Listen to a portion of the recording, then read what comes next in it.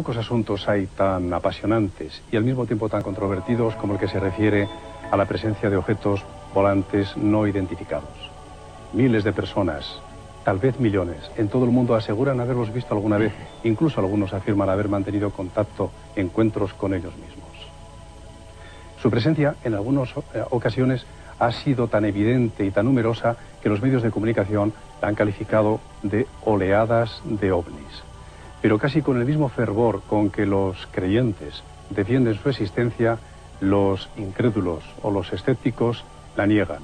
Y en medio de esta polémica, los gobiernos, los organismos militares oficiales, al parecer, guardan y mantienen en secreto las pruebas más concluyentes. Apasionante tema, como digo, siempre de actualidad, a pesar de que sus orígenes se remontan muy atrás en la historia. Todos recuerdan los carros de fuego de Elías o de Ezequiel, y otros sucesos quizá menos conocidos, pero igualmente apasionantes, como ese evangelio apócrifo de la Virgen, que se atribuye a San Juan, el mismo que escribió el Evangelio y el Apocalipsis. Según ese texto, en un momento determinado, un texto que refiere, por otra parte, los últimos días de vida de María en la tierra, en un momento determinado el Espíritu Santo se dirige a los apóstoles que ya estaban dispersos por diferentes lugares, predicando el Evangelio, y les dice: María, la madre de vuestro Señor, está a punto de dejar la tierra. Id pues junto a ella y acompañarla. Y ellos le preguntan: ¿y cómo iremos? ¿Quién nos llevará? Y en ese momento, dice el texto, descendieron del cielo como carros de fuego que tomaron a los apóstoles y los llevaron por encima de la superficie de la tierra hasta Belén junto a María. ¿Qué eran estos carros de fuego? ¿Qué eran, Juan José Benítez? Hombre, yo creo que después de 45 años de la moderna era ovni, las descripciones de la Biblia, de los libros sagrados, etcétera, los carros de fuego, los escudos volantes, las vigas ígneas de los antiguos, de los griegos, de los egipcios, podrían ser interpretadas hoy como ovnis, es decir, máquinas o astronaves no pertenecientes a la civilización humana. Juan José Benítez lo conocen todos ustedes, es periodista, escritor, autor de numerosos libros, entre los cuales cabe destacar la serie Caballo de Troya. Y es también experto investigador en estos asuntos, lo que se llama un ufólogo. Entonces, Juanjo, te hago otra pregunta más. ¿Tú crees que desde los tiempos más remotos, ya en nuestra historia, en la historia sagrada incluso, existe la huella de estas entidades no terrestres? Por supuesto, incluso en pinturas prehistóricas que pueden tener 10, 20.000 años, en el Sahara o, por ejemplo, en Tanzania, ¿no? Pinturas que no tienen explicación, salvo que las podamos interpretar a la luz de lo que hoy estamos investigando. Bueno, la verdad es que la especulación es gratis, como tú sabes, y hacer interpretaciones más o menos esotéricas o gratuitas de textos incluso apócrifos, pues bueno, esto es muy fácil. Pero la verdad es que la arqueología, la ciencia histórica, no admite este tipo de interpretaciones. Y la ciencia realmente es la que está gobernando en términos intelectuales el planeta y tiene una metodología que debe ser seguida a pie juntillas. La persona que acaban de ver en sus pantallas y a quien han escuchado también es nuestro segundo invitado de esta noche. Su nombre es Vicente Juan Ballester Olmos, experto también en ufólogo, en investigación sobre ovnis, autor de numerosos libros relacionados con este fenómeno, también director de investigaciones del Centro de Estudios Interplanetario y miembro de la Academia de Ciencias de Nueva York. A juzgar por su comentario, discrepa en bastante de lo que dice Juan José Benítez. ¿Tú no crees en la existencia de los ovnis, Vicente? El fenómeno ovni es indudable que existe como una serie o una colección, una acumulación de avistamientos que se dan en todo el mundo. Eso no lo puede negar nadie. Ahora, ¿qué hay detrás de ese fenómeno? Esa es la pregunta del $1.000.000. Los investigadores con experiencia en todos los países del mundo han concluido lo mismo. La gran mayoría de los informes de los avistamientos se reducen a causas naturales o causas tecnológicas explicables. Los investigadores deberíamos de concentrarnos en esa pequeña porción de casos inexplicables para poder avanzar algo, la ufología, que podríamos denominar que es la materia que se ocupa del estudio del fenómeno. ¿Tú no has visto nunca ningún ovni? Yo no he tenido ninguna experiencia de este tipo. No has visto nunca. Juanjo, ¿tú has visto alguna vez un ovni? Yo he tenido 3 o 4 ocasiones, oportunidades con claridad, donde he visto con otras personas, otros testigos, ovnis muy cerca, relativamente cerca, a 200, 300 metros, con absoluta seguridad en el sentido de que yo creo que sé lo que es un avión y un helicóptero, sé lo que es un rayo en bola, todavía no los he visto nunca, y bueno, en silencio, con unas maniobras impresionantes, unas luces increíbles. Y yo quería hacerte una pequeña puntualización. Yo creo que la ignorancia es la que niega, la ciencia duda. Sí, ¿te parece? Voy a pedir que pongan en la pantalla unas imágenes de unos ovnis. Es una secuencia lograda por Edward Meyer, suizo. Aquí la tenemos ahora. Y a la vista de esta secuencia, esto está filmado con una cámara de 8 milímetros y que yo sepa hasta ahora no han sido calificadas como falsas todavía estas imágenes y son verdaderamente sorprendentes. Con estas imágenes de fondo, Juanjo, ¿tú podrías decirnos si en estas experiencias de avistamiento que has tenido, lo que tú viste era parecido a lo que estamos viendo ahora? No, yo todas las que he tenido han sido por la noche, ha sido en el mar y en tierra también, y en América, pero no he visto lo que es el fuselaje como ha visto mucha gente, o la máquina, o las ventanillas, ¿no? Y a los tripulantes, por supuesto, tampoco los he visto. Yo creo que hay imágenes mucho más interesantes que estas, aunque estas, repito, son muy espectaculares. ¿Tú las conocías estas? Sí, yo las conozco. ¿Qué opinión tienes de ellas? Pues yo tengo una gran duda, porque entiendo que las investigaciones no se acaban nunca. Es difícil terminar las investigaciones. Yo, sin embargo, creo que las investigaciones, sobre todo si las realiza personal con cualificación y con un equipo suficientemente sofisticado, como el que se ha aplicado para el análisis de estas fotografías, sí que es terminante. Sí que puede ponerse el punto final a alguna serie de fotografías como estas, que son terminantemente fraudulentas. No solamente porque la persona que la tomó carece de, digamos, respetabilidad, sino que además este hombre dice estar en contacto continuamente con los seres de estos planetas y produce una gran cantidad de documentos fotográficos y fílmicos que no están soportados sin ninguna otra evidencia salvo esta. ¿Para ti eso es un montaje fotográfico, tal vez? No solamente para mí, sino para varios investigadores de varios países que han tenido acceso al material original y lo han analizado. Tú, sin embargo, Juanjo, no tienes duda respecto de la existencia porque los has visto, como dices. No, y además yo no soy tan prepotente para juzgar y violar la dignidad de una persona, ¿no? Me parece que eso es muy sagrado. Incluso aunque se tengan sospechas de que pueda haber un fraude. Yo creo que la honorabilidad es algo que depende de muchos factores y no somos quienes para juzgar. Hombre, yo he visto estos objetos, yo estoy convencido de que no son de aquí y además creo que no, ya es una pérdida de tiempo el discutir si existen o no existen. Es decir, hay tantos testimonios y son tan buenos, tan fiables, que no merece la pena. Lo que sí nos debemos presentar y plantear son las grandes preguntas, es decir, ¿por qué están aquí? ¿Qué intenciones tienen? ¿Por qué están aquí? Eso es lo que no sabemos a ciencia cierta. Podemos especular. Son exploradores, son científicos, son lo que llamaban nuestras abuelas los ángeles de la guarda, por poner un ejemplo plástico y sencillo. Pues es posible, cabe la posibilidad de todo esto. Nos estamos enfrentando a civilizaciones seguramente con miles o cientos de miles o millones de años de antigüedad. ¿Ellos no han revelado nunca cuáles son sus intenciones? ¿Cuál es el propósito de su visita a la Tierra? Según los contactados, sí. Pero claro, el tema de los contactados es todavía mucho más resbaladizo que el propio tema OVNI, que es muy difícil, muy arcano, muy oscuro. Y bueno, si hemos de hacer caso a estos contactados, que repito, es una investigación mucho más dolorosa y más difícil, pues hay de todo. Hay exploradores, hay gente que simplemente están aquí cubriendo unas misiones científicas y otros que se dicen, repito, pues una especie de guías o guardianes o gente que vela por esta humanidad. Para ti, Vicente, ¿cuál sería la explicación de este fenómeno entonces? Bueno, globalmente todavía no existe explicación, pero una pequeña puntualización con respecto a Meyer. Todo el mundo se honraba, efectivamente, mientras que no se demuestre lo contrario. Y aquí se ha demostrado lo contrario. Este hombre ha creado una secta con una serie de discípulos y está creando un pequeño imperio económico en torno a esto. Esto es una evidencia y lo que no podemos es ocultarla. Con respecto al fenómeno, yo no tengo una idea clara de lo que es. Llevo más de 25 años investigándolo y probablemente esté otros tantos.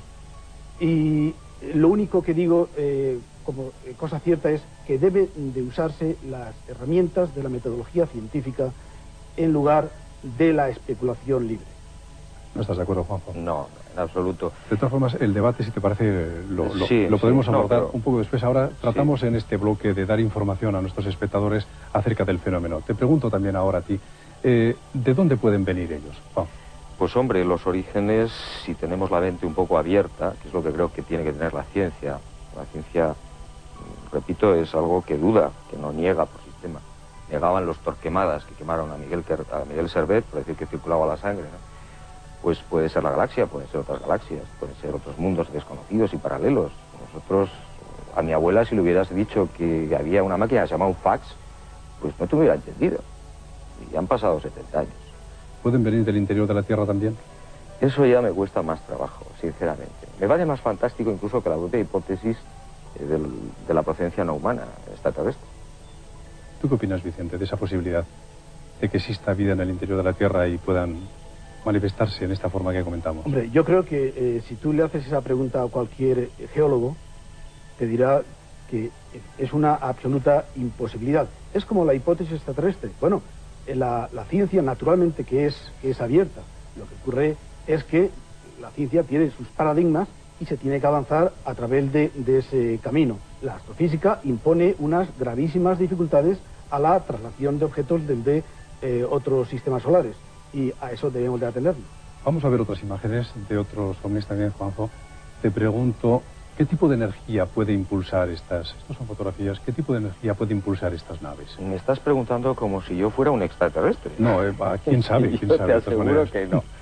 Lo que sí te puedo decir es que por las observaciones que se hacen de, como decías tú muy bien, de cientos de miles de casos en todo el mundo, desde luego no hacen ruido la mayor parte de las veces, o hacen unos silbidos, unos sonidos muy livianos, y las velocidades son espectaculares, parten de cero a unas aceleraciones brutales y se detienen en seco, es decir, una cosa que para nuestra tecnología es imposible incluso de concebir. Entonces tienen que tener unos sistemas de propulsión, entre comillas, que no tienen nada que ver con los que nosotros conocemos. Y yo digo, es exactamente lo mismo, quizás, que nuestros sistemas de navegación aérea en estos momentos, los satélites artificiales, y lo que llevaba al pobre Colón en las carabelas, que era el viento.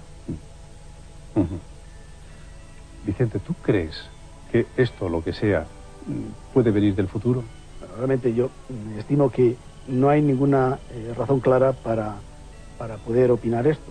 Y si me permites un pequeño comentario sobre el tema de la energía, claro, en el caso de que estos fenómenos sean de tipo físico, sí que se ha constatado que en algunos casos de aterrizaje o encuentros cercanos se ha producido un fenómeno de calcinación vegetal, probablemente debido a la emisión de microondas, una radiación electromagnética de baja frecuencia, y también una radiación del orden gamma que produce efectos fisiológicos notables. Juanjo, ¿tú crees que vienen, por decirlo de alguna manera, en son de paz? Es decir, ¿ellos son benefactores para la humanidad? Hombre, las evidencias nos dicen que en principio no hay una sintomatología de agresión, porque si no ya nos hubieran colonizado con toda seguridad. Hay un fenómeno muy irritante, que es el de se escurren constantemente, es decir, no dan la cara de una manera pública, o por lo menos prolongada y oficial. Eso nos hace pensar que podrían ser o estar en una órbita totalmente pacífica, quizás como observadores, no lo sé, o entrando en un campo más complicado, bueno, pues la intervención sutil. De todas maneras, yo quería despuntualizarte una cosa, y es que, por si no se toca el tema, la metodología científica me parece admirable y maravillosa, y se debe hacer siempre, creo yo, pero siempre que el fenómeno se deje. Es decir, lo que no podemos hacer es aplicar el laboratorio, la regla de cálculo, a algo que no se deja llevar al laboratorio, es algo que es absurdo, es decir, no existe el fenómeno ovni porque no se le puede aplicar la metodología científica. Que me explique a alguien cómo se puede pesar un beso, o cómo se puede medir el fenómeno de la ternura. La verdad es que un tema es solo científico si se aplica el método científico, y al ovni no podemos aplicarle la regla de cálculo, pero sí podemos aplicarle los métodos técnicos a las descripciones que hacen los testigos del fenómeno. Y esas sí que son sujetas a una metodología científica sin lugar a dudas.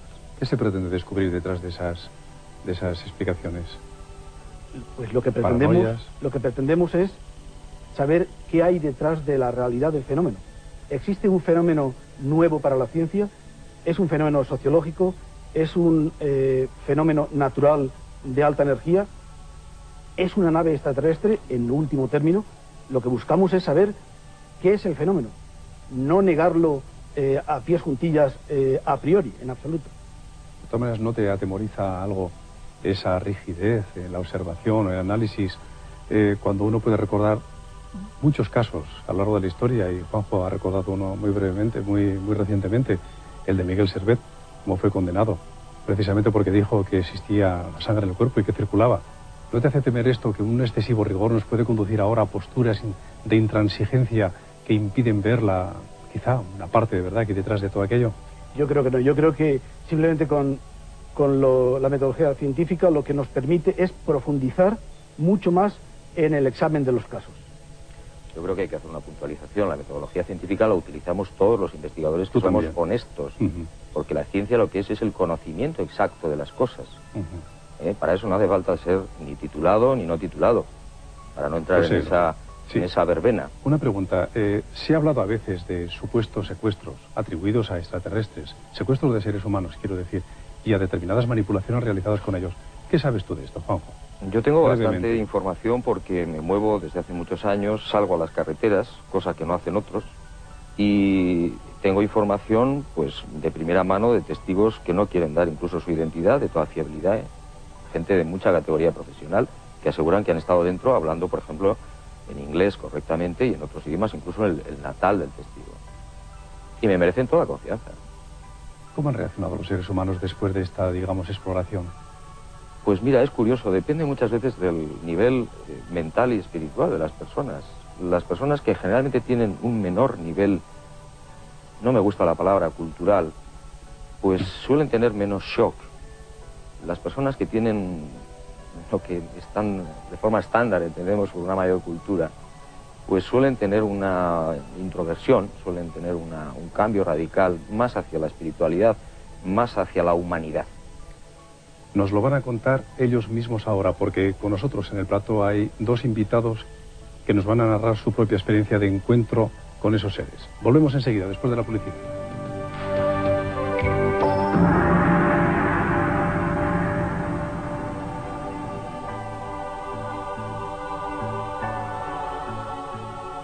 Pues como decíamos, son muchas las personas que han tenido experiencias de este tipo de encuentros con ovnis y con eso que llamamos extraterrestres, pero no todo el mundo lo quiere contar después.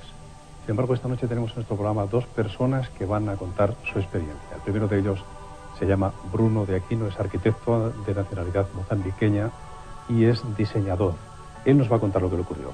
Esto pasó aproximadamente mediados de septiembre de 1973. Estoy yo con un primo mío que es comandante de Boeing, y decidimos ir a pasar pues un fin de semana a una casita que teníamos en la playa.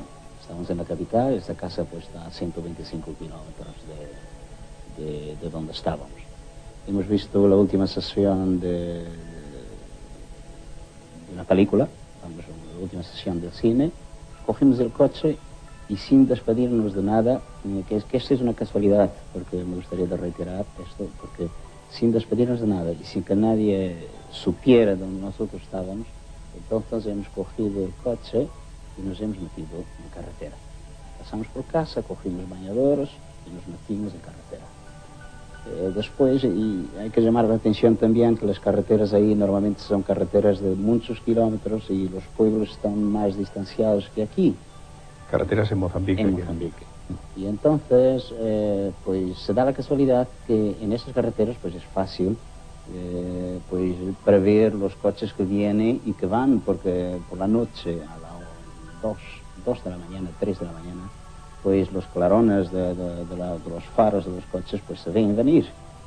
En este caso pues veníamos viajando tranquilamente, los dos conversando, venía él conduciendo, pues se da la casualidad que de repente se produce como que un silencio extraño y no se ve más resplandores de proyectores de coches. Y es mi primo que va conduciendo, por tanto, poniendo más atención a lo que iba haciendo, que se vira para mí y me dice así, mira para ahí.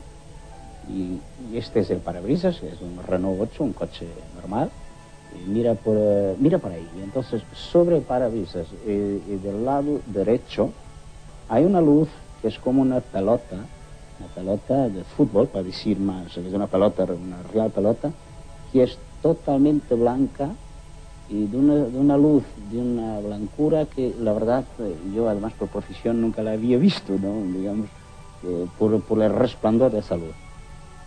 No encandilaba, era una luz que acompañaba el coche a una distancia razonable y seguimos en esa recta hasta que en un determinado momento esta luz arranca, y en este incido un poco con lo que me decía JJ Benítez antes.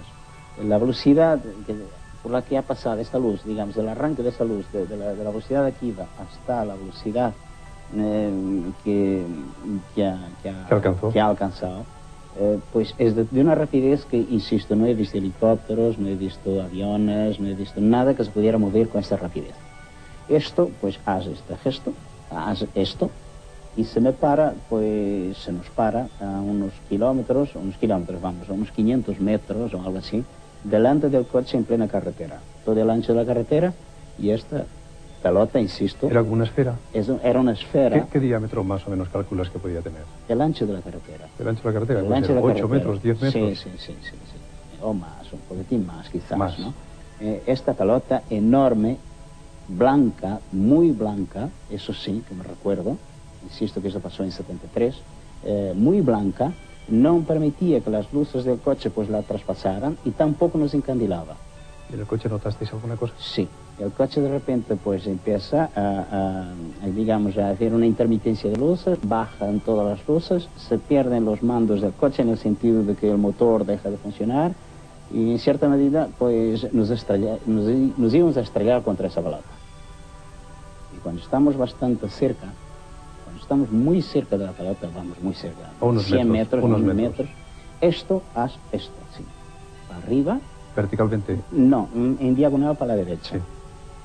Haz esto, el coche vuelve a tener su fuerza motriz funcionando y se va, y me acuerdo que el cielo estaba pleno de estrellas y nosotros, pues cuando el coche vuelve otra vez a funcionar, pues bajamos, y que tenemos tiempo para bajar los cristales, sacar la cabeza de fuera, pararnos del coche, bajarnos del coche y mirar que esa pelota pues se fundió literalmente en el cielo. ¿Tú notaste alguna reacción en tu cuerpo? Yo lo que he notado fue, tampoco pretendo trascendentalizar el tema, porque, insisto, nunca había hablado de esto, pues me ha pasado y hablo porque me habéis pedido y para mí es un placer, se sirve para algo, ¿no? Lo que he notado fue esa sensación de que algo te avisa que va a pasar algo.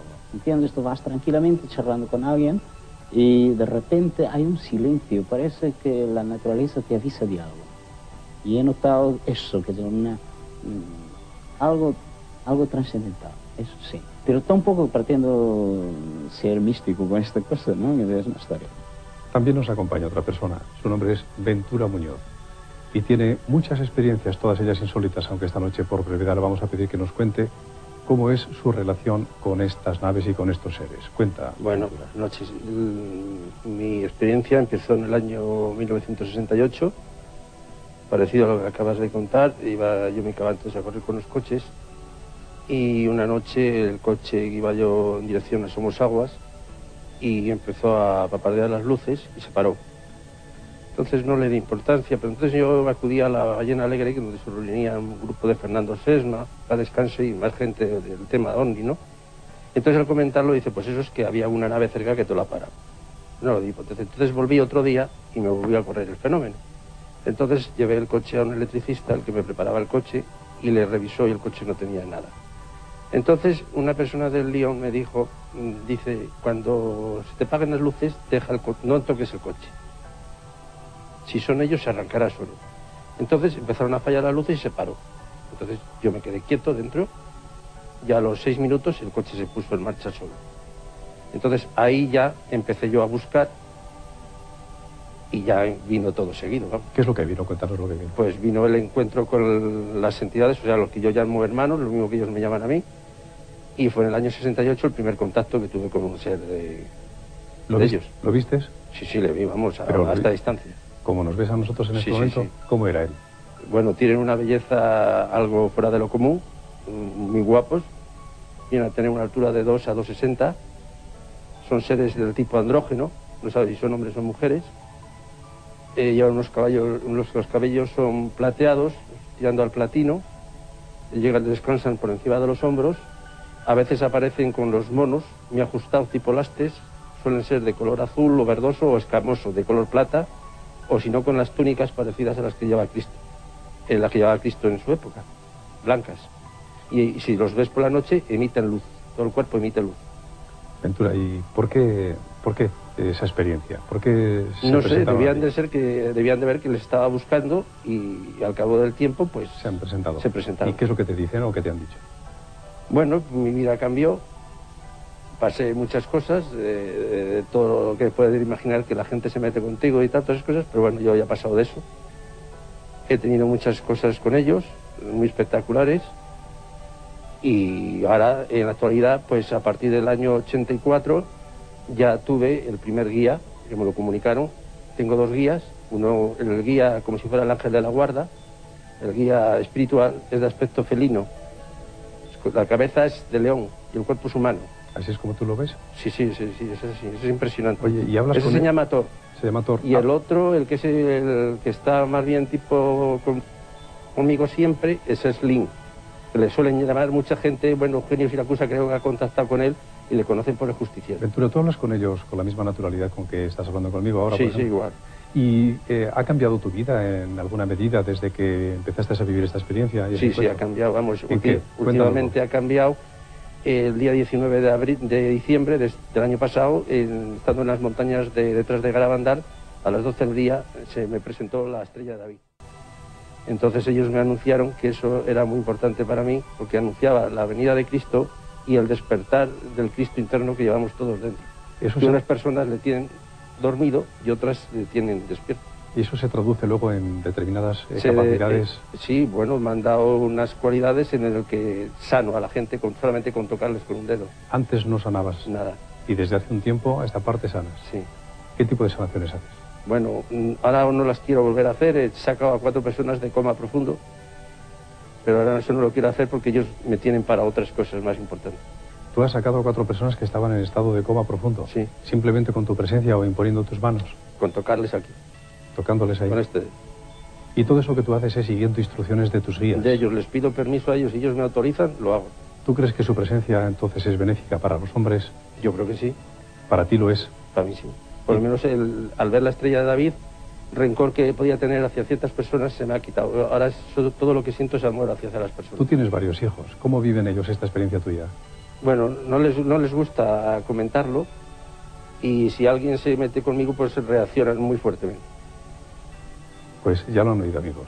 Es la experiencia de 2 personas, 2 amigos. No se vayan porque volvemos enseguida con ustedes. Vamos a continuar hablando de los ovnis y de los extraterrestres. Vamos a continuar el debate con Juan José Benítez y con Vicente Olmos Ballester. Ahora mismo.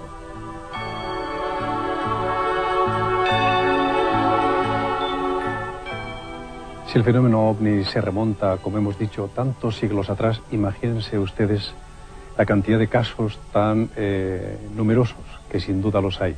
A pesar de eso, no trascienden generalmente los asuntos a los medios de comunicación.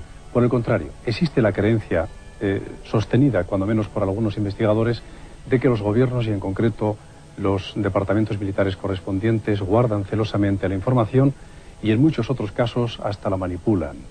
En Estados Unidos fueron desclasificados, como se conoce en el mundillo de los investigadores, con el término que se conoce, pues el hecho de permitir que fuese conocida esa experiencia hace unos años ya. Y en España es muy reciente esta decisión. Vamos a ver qué es lo que opinan nuestros expertos de esta situación. Juan José, ¿qué piensas tú? ¿Cuál es la situación en este momento? Bueno, en octubre del año pasado efectivamente se liberaron los documentos sobre ovnis de la Fuerza Aérea Española. Hasta el momento que yo sepa se ha desclasificado 23 informes, 23 expedientes. Y bueno, teníamos unas ciertas esperanzas los investigadores de que íbamos a tener una desclasificación digna, transparente y democrática. Nos hemos llevado una gran sorpresa, una desagradable sorpresa. Es una manipulación, por lo menos desde el punto de vista de la gente que conocemos un poco los casos, los hemos estudiado, con conclusiones falseadas, con mutilación de expedientes y sobre todo lo más grave, con ocultación. Es decir, Hay una lista famosa que circula por ahí de informes ovnis que están en los archivos del Ejército del Aire y ahí no constan algunos expedientes que sabemos que existen. Muy graves, además. Vicente, antes de nada, ¿quieres aclarar a nuestros espectadores cuál es tu función en relación con estos organismos militares a los que nos referimos? Mi función es la misma que la de cualquier otro investigador. Yo debo decir, aunque no represento naturalmente a nadie excepto a mí mismo, que la opinión que se acaba de dar en torno a la calificación de este proceso es francamente absurda. Se está llevando un proceso como en ningún otro país del mundo se ha iniciado. España es el único país del mundo en donde la información, la que existía en los archivos del Estado Mayor del Aire, está siendo transferida al 100% a dominio público y cualquier persona puede leer los informes completos en la biblioteca del cuartel general del Ejército del Aire. El proceso es totalmente limpio y en su día el teniente general Fernández Sequeiros, jefe del Estado Mayor del Aire, tuvo la valentía de proponer la desclasificación a la Junta de Jefes del Estado Mayor. ¿Qué nos puede traer esta desclasificación?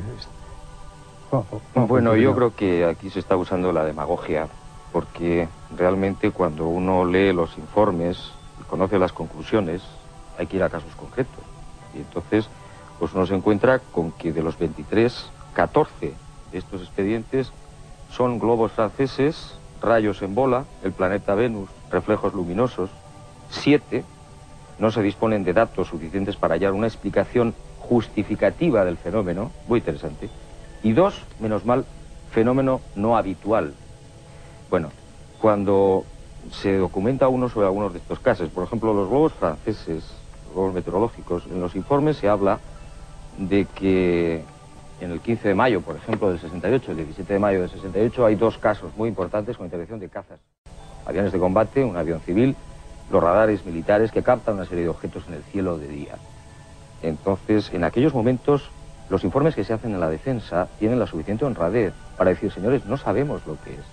En el 92, el Mando Operativo Aéreo, el Servicio de Inteligencia de la Fuerza Aérea en Torrejón, se permite interpretar lo que ha sucedido hace 20 y tantos años y decir que son globos franceses. Y dan incluso fechas de lanzamientos de globos desde las Landas, en Air-sur-la-Dour, el lanzamiento de globos. Y yo digo, ¿verdaderamente es una información rigurosa? Pues, señores míos, cuando uno sí va a Air-sur-la-Dour, al lanzamiento de globos franceses, y saca los expedientes, se da cuenta de que no hubo globos franceses que pasaran a España, según el Ejército del Aire. Porque esos globos franceses, vuelo 53, vuelo 51, aquí están los informes, cayeron en Francia. Si esto no es manipulación, y no son incompetentes los militares, son pilotos de combate, gente muy preparada, pero la cúpula militar piensa de otra manera y hay una consigna extraña. En absoluto, no hay ningún tipo de consigna extraña. La apariencia, el comportamiento dinámico, los movimientos, la duración, todos los parámetros de esos avistamientos, el testimonio de los propios pilotos concuerda perfectamente con la hipótesis globo-sonda. Informaciones procedentes del Centro Nacional de Estudios Espaciales franceses, que es la NASA en el país vecino, ha proporcionado información en el sentido de que dichos globos son de procedencia francesa sin ningún lugar a dudas. Tenemos cantidad de fotografías de los casos ocurridos en mayo, en septiembre del 68, con la misma forma tetraédrica. Estos objetos han visto en Italia, en España, en Yugoslavia, según, digamos, hacia dónde los arrojaba el viento. Y en todos los casos tienen el mismo origen. Yo quisiera preguntarle a este señor si él ha pasado información sobre los globos franceses famosos de la década de los años 68-69 a los militares. El Ejército del Aire, afortunadamente, con una actitud abierta y digna de encomio, acepta para iluminar su trabajo, investigación, trabajo, análisis de cualquier persona. Este señor ha enviado sus propias conclusiones, sus propios escritos. Otras personas han sometido información al Ejército del Aire, naturalmente yo he enviado todos aquellos análisis que yo creo que pueden servir al Ejército del Aire para ayudar en su labor. Eso es absolutamente natural. Si lo hago con un colega ufólogo, no voy a hacerlo con el Ejército del Aire. Bien, se ha hablado, perdona Feliz, Sí, es que esto es muy importante para que la gente comprenda un problema importantísimo que hay con la desclasificación militar. Se ha hablado antes de metodología científica y de rigor. El señor Ballester Olmos acaba de reconocer que sí ha estado enviando información a los militares, y los militares han sacado sus propias conclusiones a su propio aire. Les ha venido de perlas que el señor Ballester, incluso otros señores, les hayan facilitado información sobre los lanzamientos de globos franceses en el 68 y 69. El señor Ballester Olmos no ha estado en Aix-sur-la-Dour. Aquí están los informes de los franceses sobre los vuelos concretos. Vamos a hablar de cosas concretas, señores. Y repito, el vuelo del 17 de mayo del 68 con cazas de combate, moviéndose a velocidades impresionantes de 10.000 a 40.000 pies en segundos o en décimas de segundo, captados en el radar, etcétera, etcétera, cayó sencillamente en la localidad de Dax. En Francia. En Francia. Otro de los vuelos, el 17 de mayo, exactamente igual. Aquí están los informes. Señores, esto es una información rigurosa. Lo que no me parece sensato es que se esté engañando a la opinión pública diciendo que se está haciendo una desclasificación democrática, cuando, y tristemente, los propios investigadores, o los que se dicen investigadores, están suministrando a los militares una carnaza que es falsa, manipulada, sobre un tema. ¿Os parece que veamos unas declaraciones del teniente coronel Bastida, en el que, a su juicio, lo que está resultando de este proceso de investigación no es en absoluto concluyente? Escúchenlo.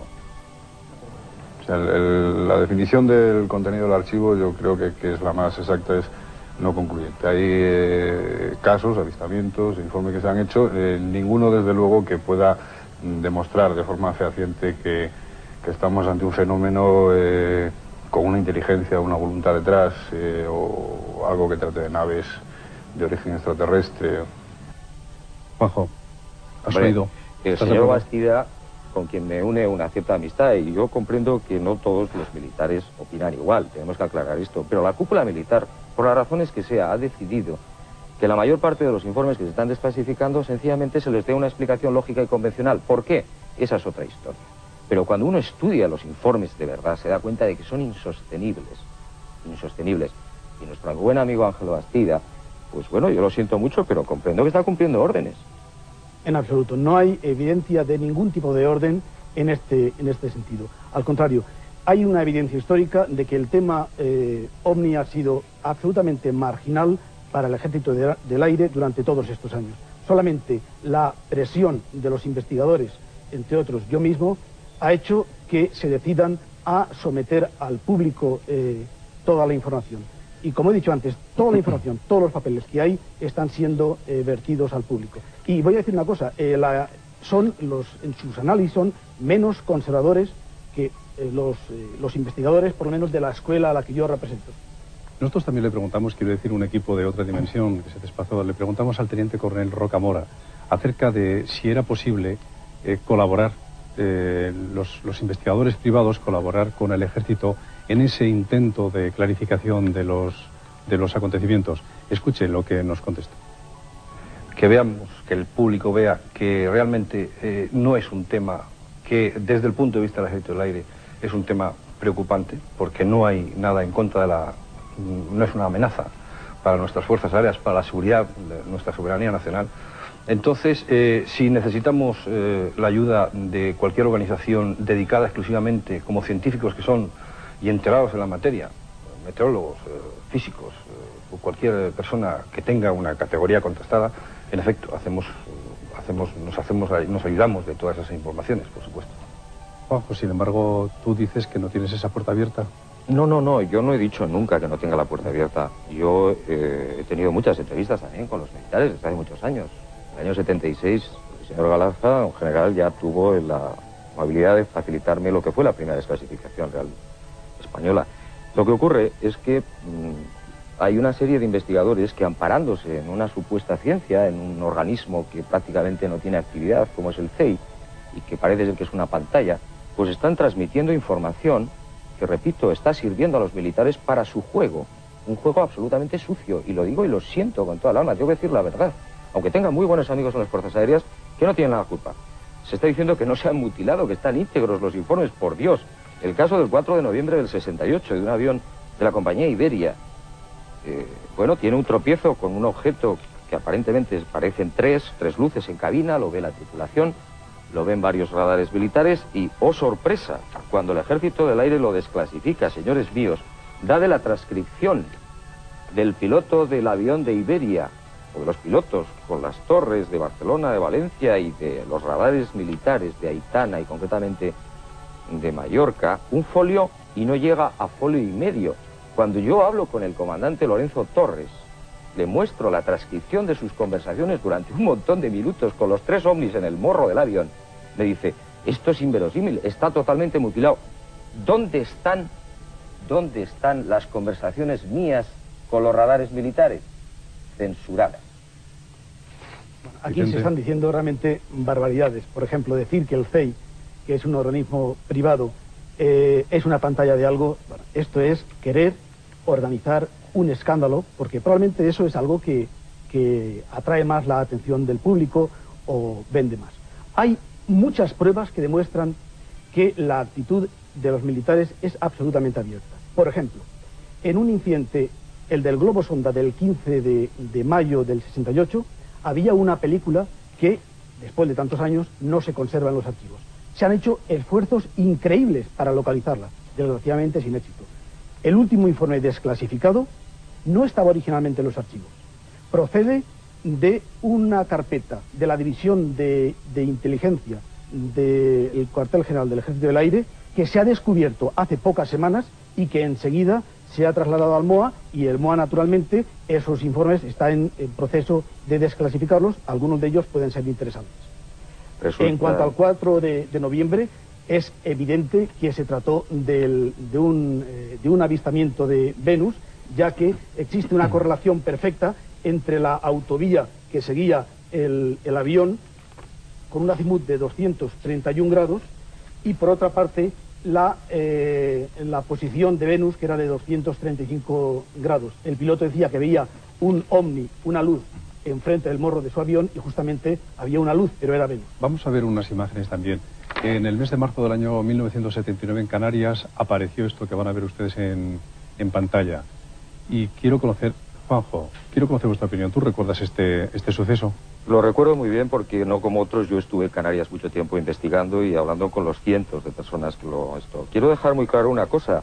Antes, el caso famoso de Lorenzo Torres no era Venus, porque incluso la información que el CEI ha pasado a los militares tiene un error gravísimo de interpretación de Venus. Y el caso siguiente, del 6 de noviembre del 68, en otro pueblecito de Barcelona, se llama Castelbisbal, donde vieron los testigos estos objetos, y también parece ser que podría ser Venus.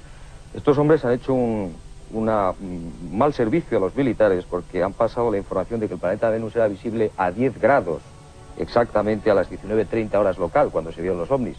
Y cuando uno consulta, y aquí están todos los datos de los observatorios astronómicos de San Fernando, de Valencia, de Barcelona, de cualquier sitio, era a menos 10 grados, no visible. Es decir, estamos cometiendo una tras otra.